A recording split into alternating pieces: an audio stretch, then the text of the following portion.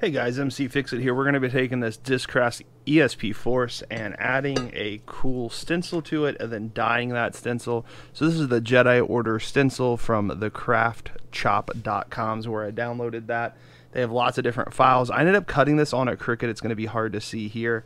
But if you don't have a Cricut, you can simply take it and use some X-Acto knives and tape and put it on the same kind of paper, which is a Oracle 651.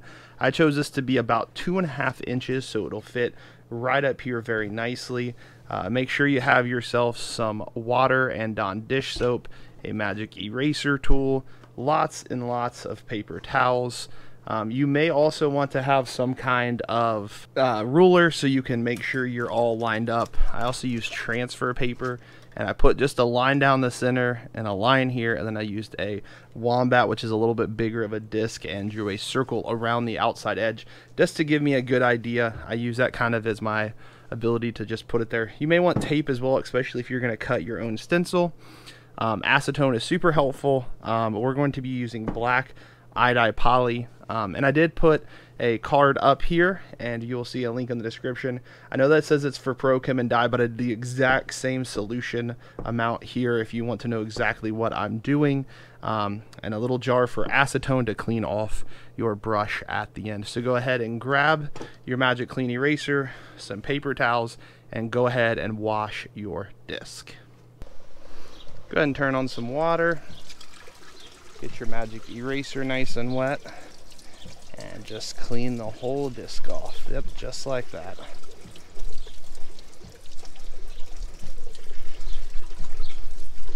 Make sure you get the rim as well. This thing is a kind of a used disc. I've used it probably a few times, so it's not super new, straight from the factory, but you still want to make sure it is cleaned off. Just like that. We can take that back to our workstation and get to the next step. After you've washed your disc, we're going to go ahead and set up our station. So you can go ahead and set everything up exactly how you like it. I like to move some of the stuff out of the way. We've already washed, so we're good with that. And I was going to take off some of the Discraft stamp, and if you do that, you can take that Oracle 651 paper and just put it down right over top of here, over your stamp. Put it down real good.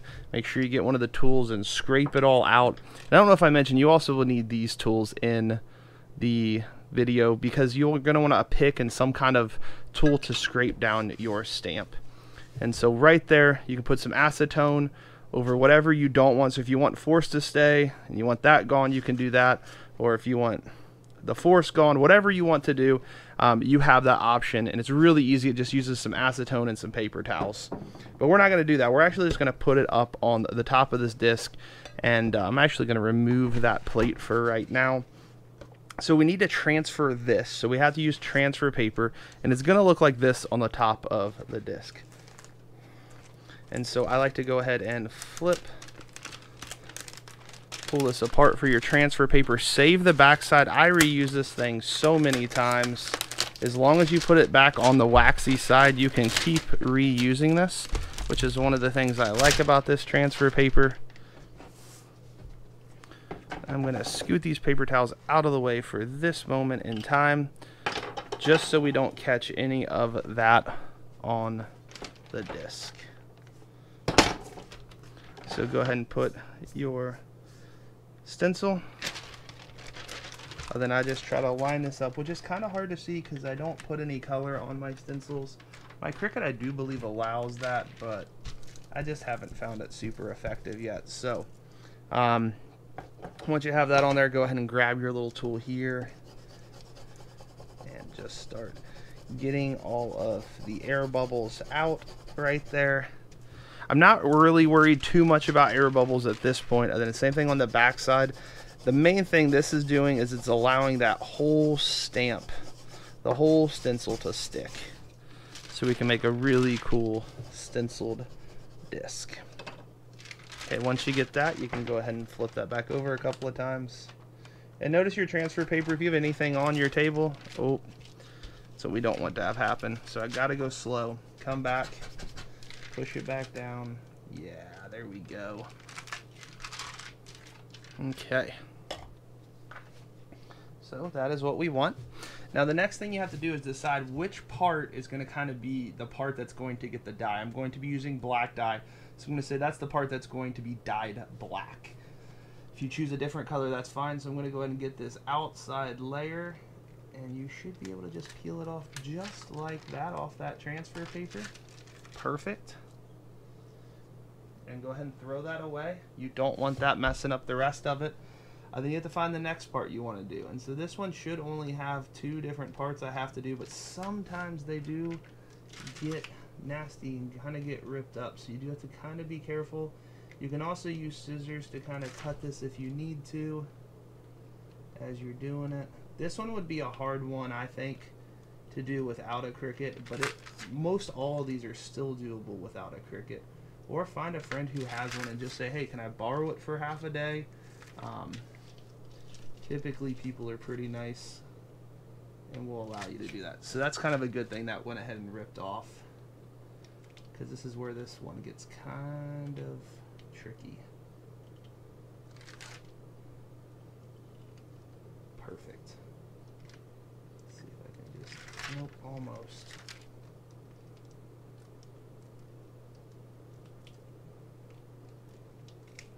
And all I'm doing here is I'm just kind of pushing back down on the part of it that I don't want to come up.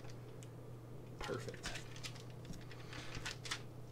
Sometimes you do have to do these twice because you do rip them or whatever. It's okay. Typically this paper is inexpensive. You can get quite a bit of it for a pretty cheap amount. I do like to get the 12 by 12 because they just fit on the Cricut sheet better and they're not all rolled up. So the next thing, and this is probably the harder part of the whole thing, is lining this up. Sometimes I even put a ruler behind it, like where I want it to go, just to kind of help give me a little bit more sense of what straight is. And so this one's going to have to go really high up to the top, and sometimes you have to get down low as well, and trying to kind of figure out where this is at and where it's going to go. And the goal is to not stick it down until you're 100% certain. I think that looks good.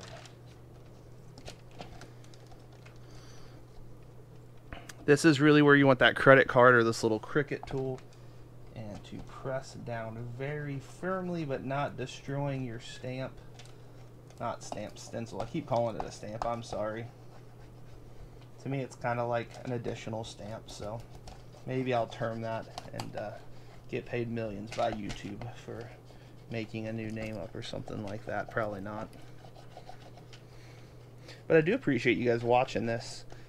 I hope this is really helpful for you guys. I'm not really too worried about making money off of YouTube, but if they will pay me, I'll accept that in the future. So I just go ahead and just kind of peel this back because I don't want it sticking to my table, and so put that down underneath there. Then this is where you got to be really careful pulling this back. You don't want any of that to, and it should, because of how quality the actual paper is, the vinyl is. So if you want to save this, there's 2 different sides. Shiny side, you can see it in the light here.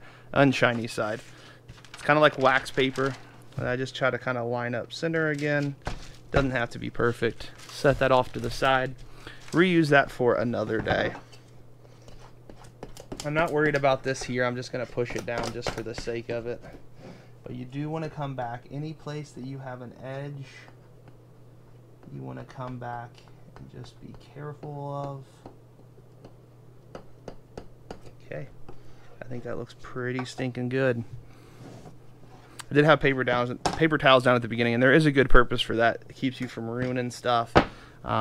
This black works really well, but I always spill it, so I'm gonna kind of maybe be a little bit off camera, because every time I try to pick it up, for some reason it just spills out of here. It doesn't help I'm wearing gloves, except for if it does spill out, then you really want to be having gloves on. Okay, that worked well. You can see how dark this is. I'm just gonna get any kind of paintbrush really works. I don't try to get really expensive ones for this because you will ruin it over time. And I'm just getting the very top of this acetone and black iodide poly mix. And you're just kind of painting it. I mean, it's pretty easy at this point. Try not to splatter on any part that does not have the coloration, but I mean, you can kind of just do the whole thing. It's not going to hurt any of it.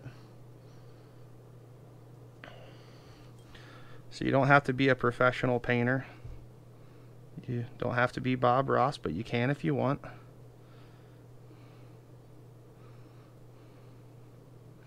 Obviously, the more times you do this and the more time you let it dry, the darker that stamp is going to be. But this is pretty dark dye anyway, so it's going to get pretty dark pretty quick.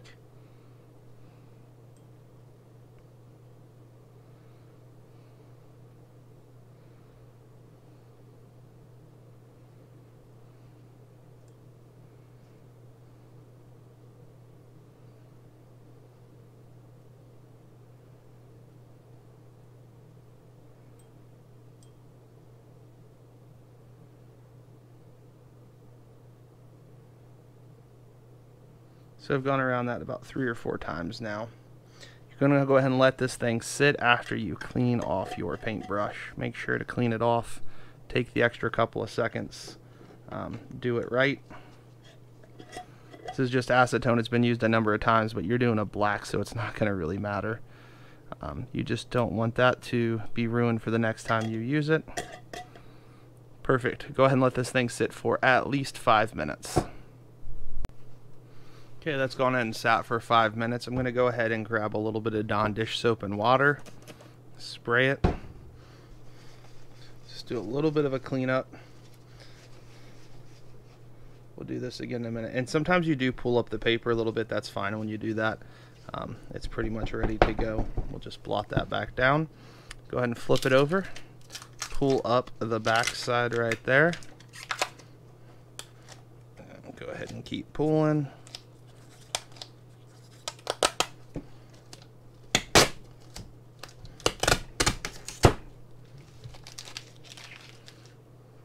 This is going to look sweet, I can already tell. So this is where you do have to be a little more careful, but you're just going to go ahead and pull up. This pick works really well for doing this.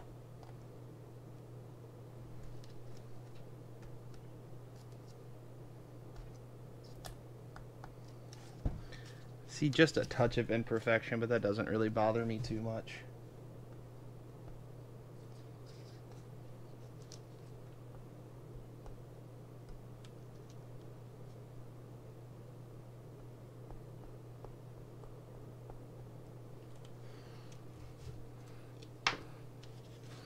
Where that star is, I think there was just a little bit of a hiccup, but that's okay because that still looks really cool.